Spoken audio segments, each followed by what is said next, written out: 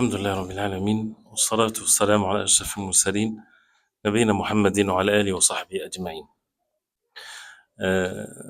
This brief lecture inshallah ta'ala is about the missing tranquility, and tranquility is referring to as-sakina or at-tuma'nina, as these words are mentioned in the Quran and in the Sunnah of the Prophet alayhi salatu wassalam.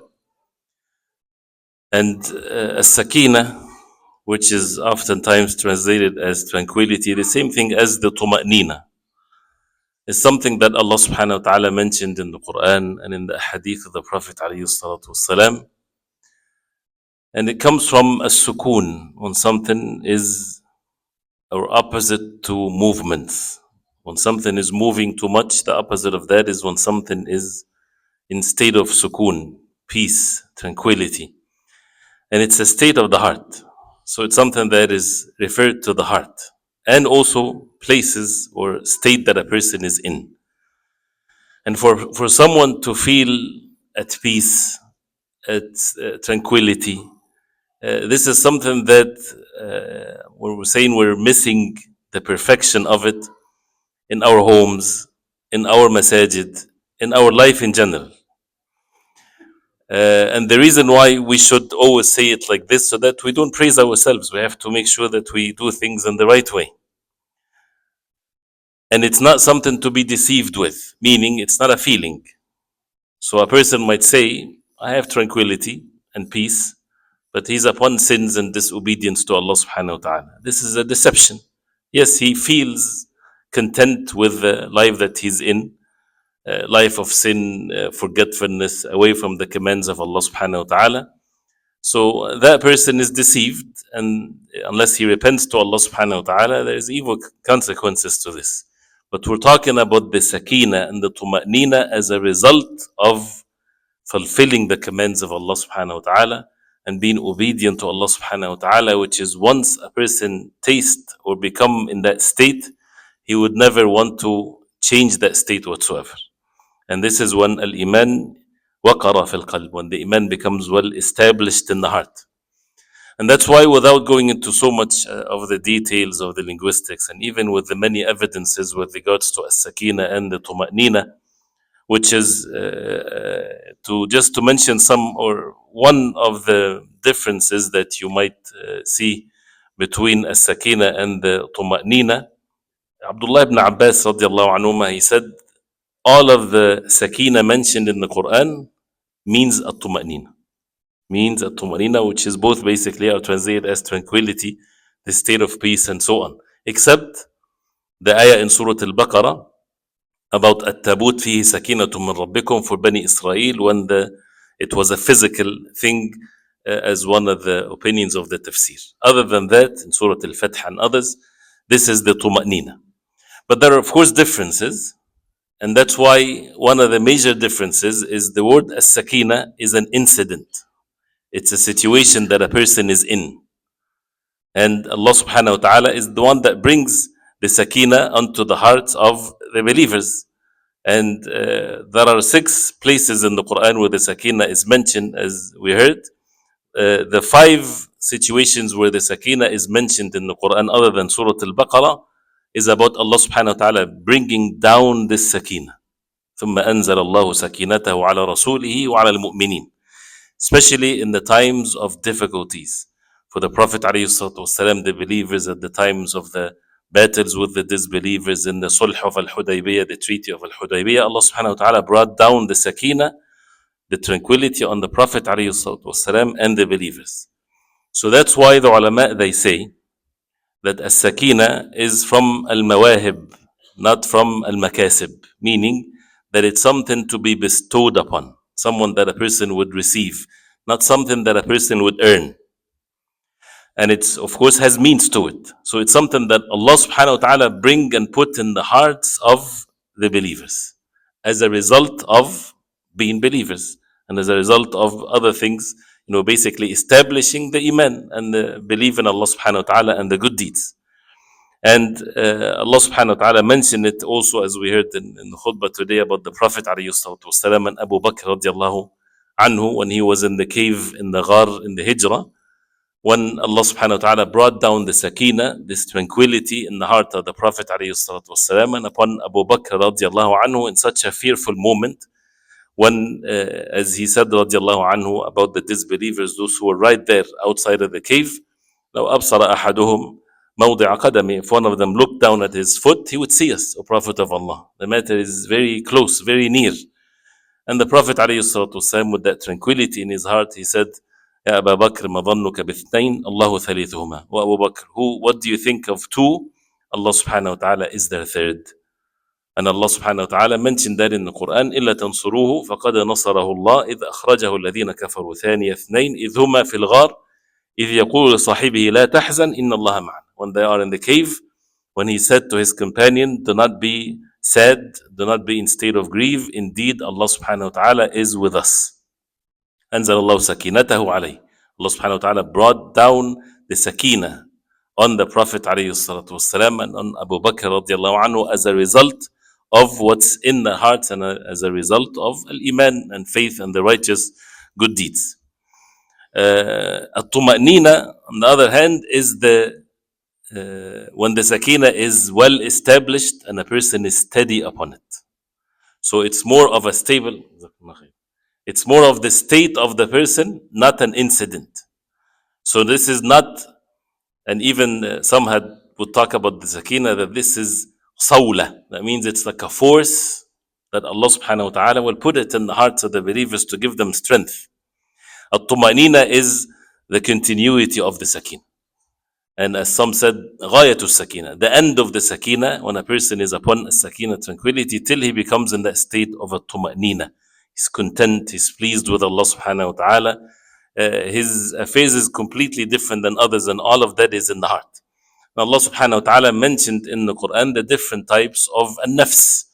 One is ammara bisu, in the nafsa la ammaratum bisu, the nafsa that always orders itself or the human being with doing evil. Someone that is always in the state of evil, committing sins.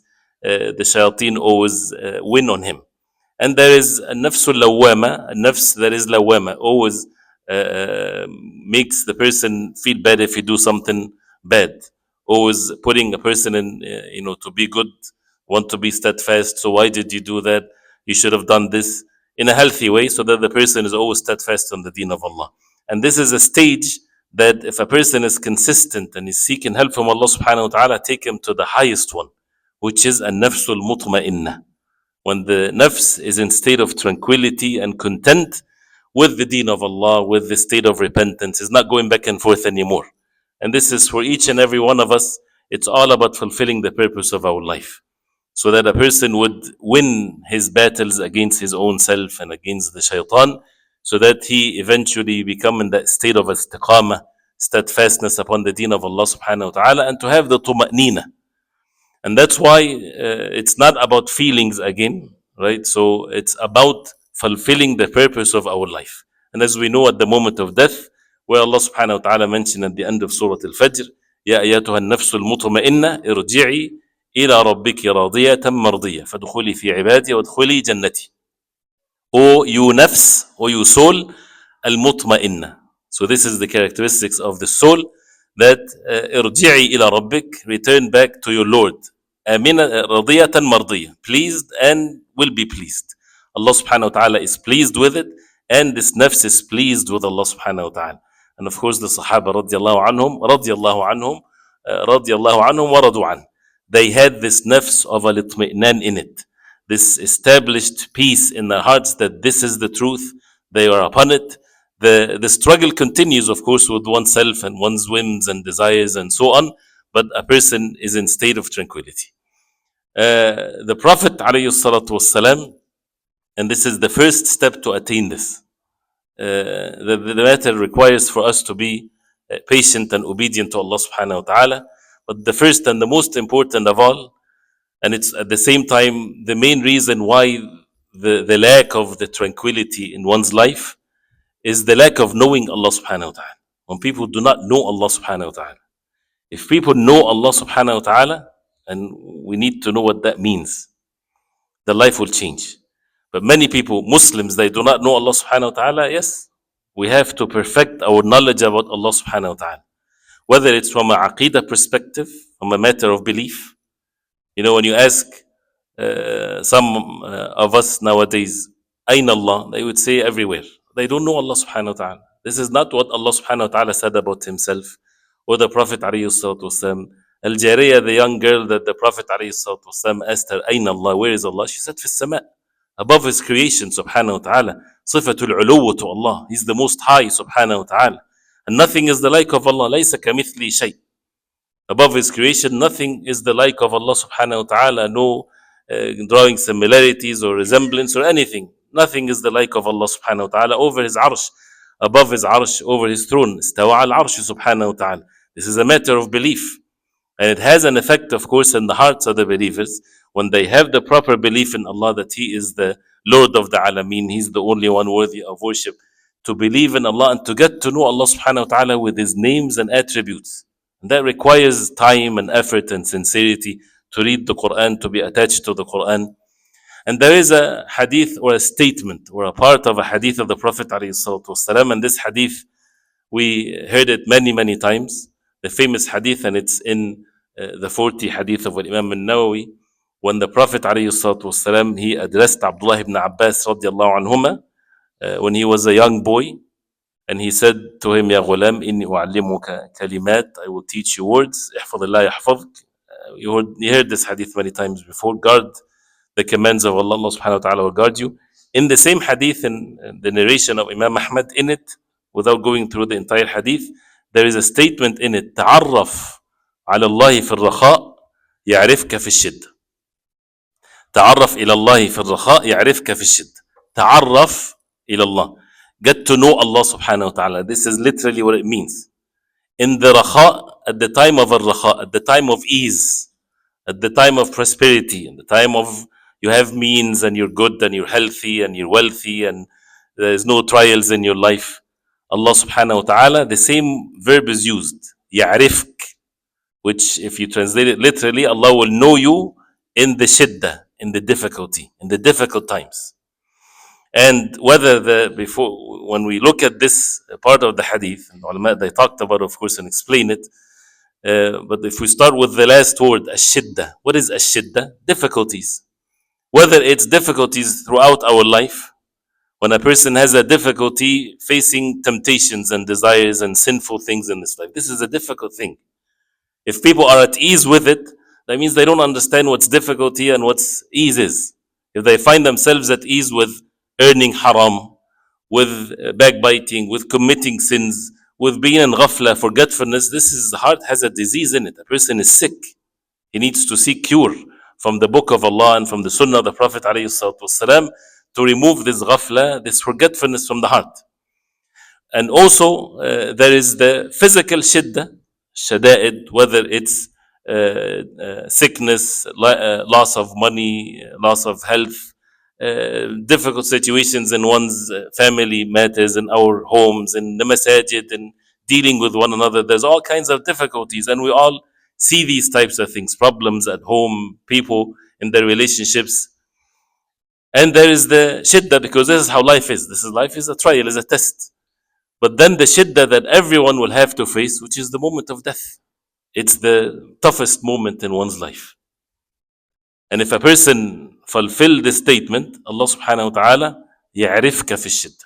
Allah subhanahu wa ta'ala will know you in this difficult time. So that's why this most difficult moment in one's life, which is the moment when the soul departs from the body at the moment of death, it will be the most pleasant moment for those who ta'arraf ala Allah, for those who get to know Allah, for those who were in the state of tranquility, those who had the peace in their hearts that they were believers. Allah subhanahu wa ta'ala will give them steadfastness. And we heard also the hadith of the Prophet ﷺ and the ayat of the Quran, that this most fearful moment, the most difficult moment, becomes the most pleasant moment for the believers. They don't want to come back anymore to this worldly life, because now they received the glad tidings from Allah subhanahu wa ta'ala.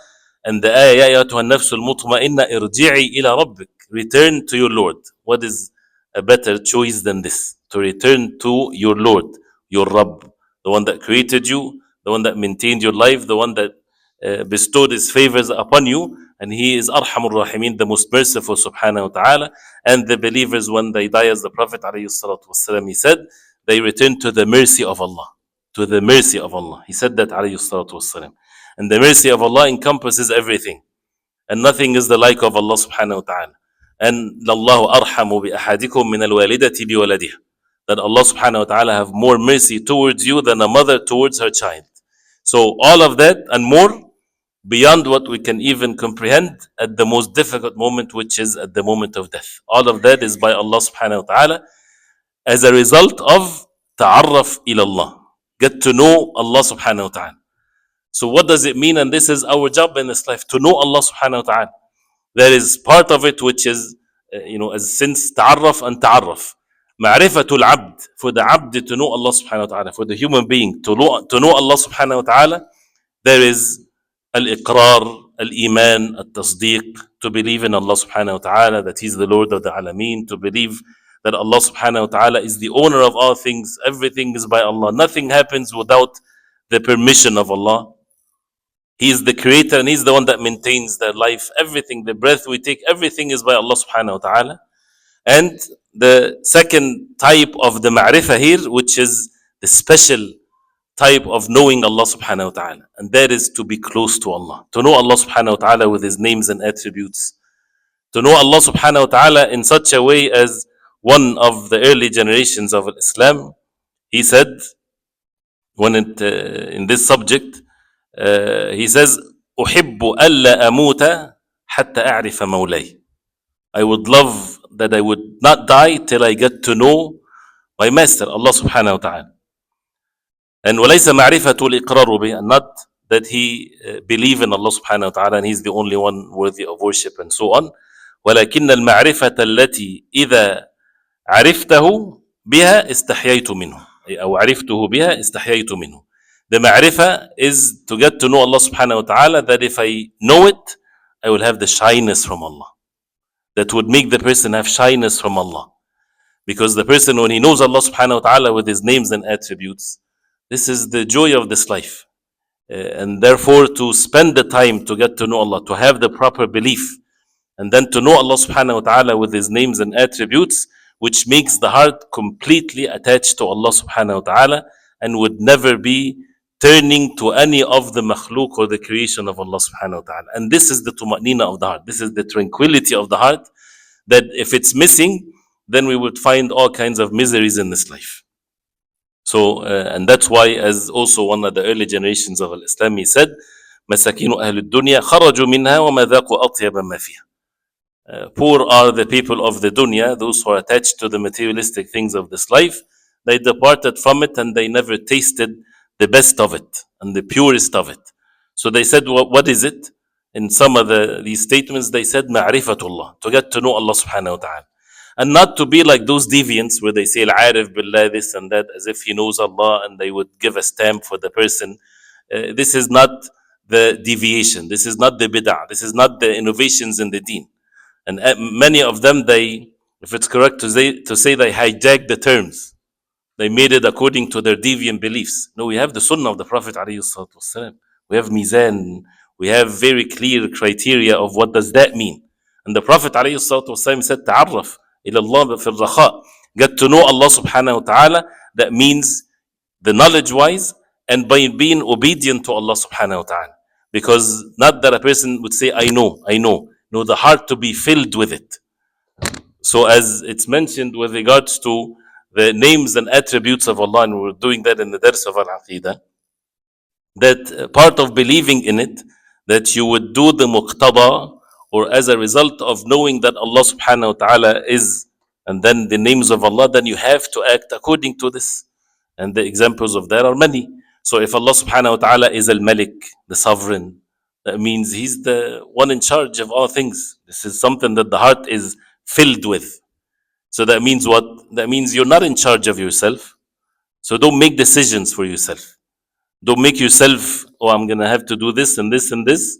No, you have to wait and see what Allah subhanahu wa ta'ala wants from you. And that's through the Quran and the Sunnah of the Prophet alayhi salatu wasalam. And the same thing with the Qadr. where Allah subhanahu wa ta'ala, everything is controlled by Allah subhanahu wa ta'ala. And He's the most wise, Al-Hakim subhanahu wa ta'ala. So everything is by the wisdom of Allah, whether it's the qadr of Allah, whatever is decreed, this is all by the wisdom of Allah, and you're tested with regards to that. And the shara of Allah, the deen of Allah, everything in the deen of Allah is by the wisdom of Allah subhanahu wa ta'ala, and you are abd to Allah. So humble yourself to the wisdom of Allah. He's the Al-Razzaq subhanahu wa ta'ala, the provider. You're not the provider, Allah subhanahu wa ta'ala. Other human beings are not the providers, Allah subhanahu wa ta'ala is the provider. Aqidah, you get to know Allah, and then it's not just by listing the names, by the way. This is easy to be done, but it's to go through the Quran, the words of Allah subhanahu wa ta'ala, and to see how Allah subhanahu wa ta'ala speaks about Himself and the actions of Allah and the matters of al-ghaib and the unseen, and to have the heart to interact with this, to see what Allah subhanahu wa ta'ala wants from us. A person, then he will have the shyness from Allah, and he will act accordingly, therefore, to make ta'zeem of the commands of Allah. If Allah subhanahu wa ta'ala commanded us to make it for the salah, then we will have the ta'zeem of this. Our hearts would never be diverted away for some silly materialistic things in this life, and to put that forward before the commands of Allah. And how Allah subhanahu wa ta'ala praised the believers. And for example, in Salatul Jumu'ah, يا أيها الذين آمنوا إذا نودي للصلاة من يوم الجمعة فاسعوا إلى ذكر الله وذروا البيع. Be diligent, go to the dhikr of Allah subhanahu wa ta'ala, which is the khutbah from the adhan, and leave the bay', leave the buying and selling and what you're busy with. And if Allah subhanahu wa ta'ala will, He would have made, for example, Salatul Jumu'ah now, after you're done with your job and everybody's happy, and then they know it's at Dhuhr time. A test from Allah subhanahu wa ta'ala. Are you going to leave with your heart attached to, or you make your heart attached to Allah subhanahu wa ta'ala? And you think that you would lose anything? You would not lose anything. This is the tuma'nina. This is the tranquility. That the person is not worried that if he leaves something for the sake of Allah, Allah subhanahu wa ta'ala would replace it by something better for sure. No doubt about this. So this is, we can go on and on with this, and we should. By the way, this is something that we have to go into the details of this.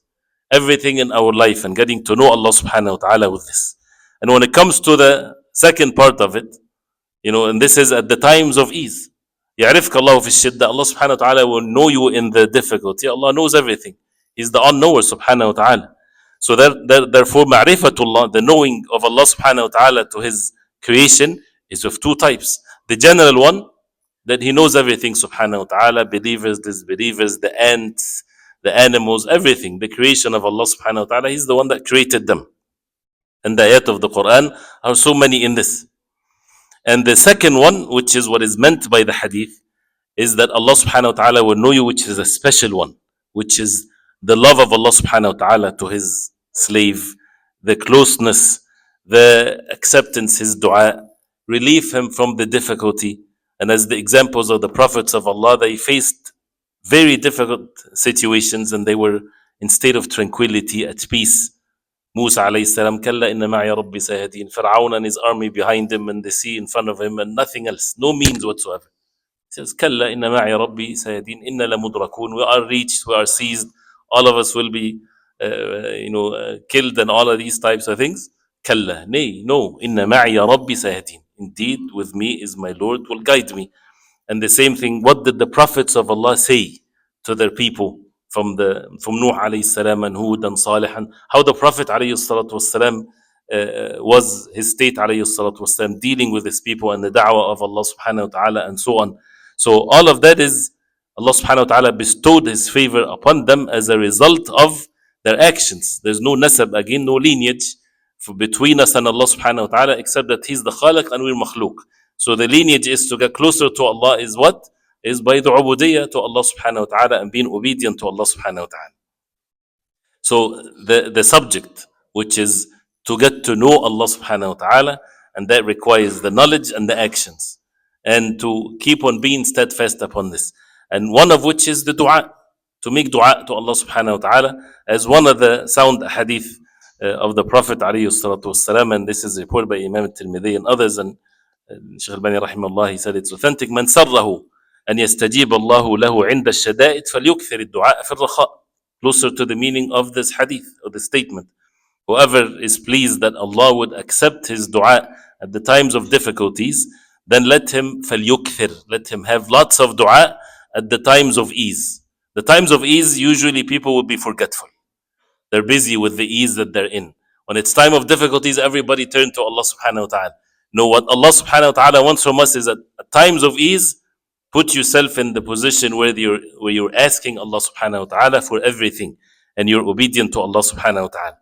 And this ma'rifah, this is what also as Yunus alayhi salam, when he was inside of the hut or the fish, as we know the hadith where when he kept on calling upon Allah subhanahu wa ta'ala, La ilaha illa anta subhanaka inni kuntu min al-zalimin. He's saying that. And the angels, they said, Ya Rabb, هذا صوت معروف. This is a sound معروف. معروف, يعرف. It's a sound that is known. We know this sound. Because he was someone that is making dua to Allah subhanahu wa ta'ala at times of ease. So now at times of the necessity, when he was in such a dire need, the angels, they heard, they said, Oh Allah, this is a sound that we know. من بلاد غريبة. So Allah subhanahu wa ta'ala says, أما تعرفون ذلك? Don't you know that? So they said, who is he? قال عبدي يونس. My slave Yunus. Yunus alayhi salam, a slave of Allah subhanahu wa ta'ala and a messenger of Allah. Allah subhanahu wa ta'ala saved him. And the Prophet alayhi salatu wasalam, as the Quran says, this is not just for Yunus alayhi salam. This is the same thing for every believer. وَكَذَلِكَ نُنْجِي الْمُؤْمِنِينَ. This is also how we save the believers. And that's why the Prophet ﷺ, he said, whoever says this at time of difficulty, Allah will save him. La ilaha illa anta subhanaka inni kuntu min al-zalimin. The tawheed of Allah, La ilaha illa ant, there's no one worthy of worship except you. O Allah subhanak, making tasbih, and it's better than saying even tanzih. Tasbih, that means that Allah subhanahu wa ta'ala has no weakness, no deficiency in his names and attributes, in his religion, in his actions, and so on. Inni kuntu min al-zalimin. This is how we are as human beings. Wrongdoers, transgressors, and so on. So because of the time, to get to be close to the deen of Allah, to follow the way of the Prophet ﷺ, and to put our trust in Allah, not to put our trust in ourselves, but to rely upon Allah subhanahu wa ta'ala. And then when we, oftentimes people talk about how to bring the tranquility in our homes. There's problems, issues, things like this in the masajid and so on. We talk about physical actions of obedience to Allah, which is true. But the foundation of all of this is what's in the hearts. The truthfulness, the obedience of Allah. Allah subhanahu wa ta'ala sees what's in our hearts. But also the physical matters of it, but physical, religious physical matters. For example, as we heard also, when you recite Quran at home, when the Quran is recited at home, this is one of the sources, what brings the Sakina, and there are many evidences of that. When the masjid is the part of the life of those who have homes. So Allah subhanahu wa ta'ala made our home sakan. Allah ja'alakum min buyutikum sakanan. He made from your home sakan, sukoon. And the same thing was mentioned also to understand our roles in life. وَمِنْ آيَاتِي أَنْ جَعَلَكُم مِنْ أَنفُسِكُمْ أَزْوَاجًا. For what? لِتَسْكُنُوا إِلَيْهَا وَجَعَلَ بَيْنَكُمْ مَوَدَّةً وَرَحْمَةً. That from the ayat of Allah, from the signs of Allah, that He made from your own selves azwajan, spouses, لِتَسْكُنُوا إِلَيْهَا, for you to have the sukoon إِلَيْهَا, towards her. This is Allah subhanahu wa ta'ala made the wives to be the sukoon of their husbands. And kalimat sukoon, what's the word sukoon? That means there is harakah. There is movement going back and forth. This is what the man is outside doing and facing all kinds of things. And he comes home where his wife is the sukoon. And this is the normal state of a Muslim family. Not that both of them are harakah. All of them are busy in the outside, working and going and jumping and going left and right. Where's the sukoon? There's no sukoon. Yes, there is exceptional situations, right, for exceptional means, but the norm is, this is how the norm is. لِتَسْكُنُوا إِلَيْهَا. And وَجَعَلَ بَيْنَكُمْ مَوَدَّةً وَرَحْمَةً. And He made between you mawadda, which is the love, and rahmah, and mercy. As some said, why the mercy is mentioned at the end? Because that's what stays. When they have mercy towards one another. Al-mawadda, the love, maybe when they're young and they're attracted to each other, and mashallah, all kinds of good things. And this is by the mercy of Allah. But then they get old, or they get on each other's nerves, or whatever there is. There's the rahmah.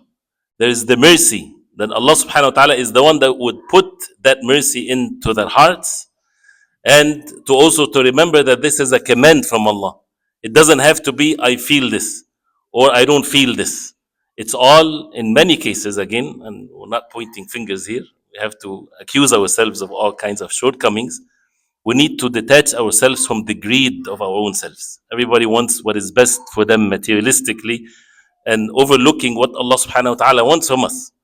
So Allah subhanahu wa ta'ala wants our homes to be in that state of tranquility, not competing with one another, but understanding each other, what each and everyone's role in life, and they're all obedient to Allah, following the commands of Allah subhanahu wa ta'ala, and having this mawadda that Allah subhanahu wa ta'ala would put in them as a result of being obedient to Allah subhanahu wa ta'ala, and the mercy that should be observed, and this is also from Allah subhanahu wa ta'ala.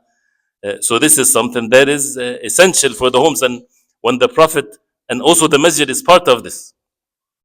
Ali radiallahu anhu, when the Prophet alayhi salatu wasalam, one time he went to the house of Fatima radiallahu anha, the wife of Ali radiallahu anhu. And it seems like the Prophet alayhi salatu wasalam went there for a reason. Why? Because he did not find Ali radiallahu anhu. And he said to Fatima, Aina ibn ammik? Who is your cousin? He did not even say to her, who is your husband? Because he, alayhi salatu wasalam, as the ulama, they say, sense that there is something going on. Where is your cousin? To remind her that he's also your cousin. Aina ibn ammik? So she said that there was something between me and him, فَغَضَبَنِي. So he made me angry, so he left. So he left. Normal thing, even that's Ali radiallahu anhu. And this is Fatima radiallahu anha. You know, both of them from the people of Jannah, and the praise that are mentioned about them is amazing. But we are human beings, so these types of things can happen. So, but the point that I wanted to mention here is the Prophet ﷺ, and also the role of the father-in-law, or and he's the father of Fatima radiallahu anha, and how the Prophet ﷺ conducted the matter, and that's why they say, as long as you contain what's between the husband and the wife together, everything will be okay. But if once the problems goes out to the immediate families, it's very difficult to control. So that's why keep it to yourself. Fix it to yourself between one another. Bring the mawadda, the rahmah, the mercy, the love, the tranquility. Because once it goes outside, they're not having the mawadda and the rahmah. The father and the mother and all of these relatives, they don't have the mawadda and the rahmah that you have between one another. They don't have that sukoon because they have their own families, right? So keep it to yourself with, of course, as long as it's matter, of course, in what brings what is good. But anyway, so the Prophet ﷺ, when he asked someone to look for Ali, where is Ali radiallahu anhu? So he said he found him in the masjid. They talk about this. Where did he go when he had an argument with his wife?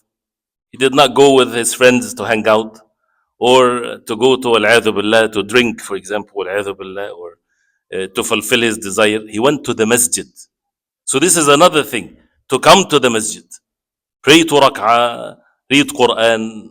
Things can be removed, inshallah ta'ala, without escalating things. You see things happening. He did not hit Fatima radiallahu anha. He did not make things, how dare you say this to me? Issue arguments. He went to the masjid. But the point here, the Prophet ﷺ, when he went to the masjid to see him, he was laying down, and his rida, his garment, he was exposed. He was sleeping, and dust was on him. So he said to Ali radiallahu anhu, and he kept on wiping the dust from him. This is his father-in-law, and Rasulullah sallallahu alaihi wasallam did not say, why did you make Fatima angry? He said, Qum Aba Turab, Qum Aba Turab. Get up, O the father of Turab, the father of dust. You can't translate it literally. They make fun of us when we say Abu something, the father of this. This is the Prophet ﷺ is being at ease with him, making like if it's correct to call it a joke. Right? Qum Aba Turab, Qum Aba Turab. And Aba Turab, this is what the Prophet ﷺ said to him. Ali radiallahu anhu, this was the most beloved kunya to him. He would love that because the Prophet ﷺ is the one that told him Aba Turab in a context of making him at ease and things like this. So there are nusus, there are texts, and there are incidents and situations that they went through.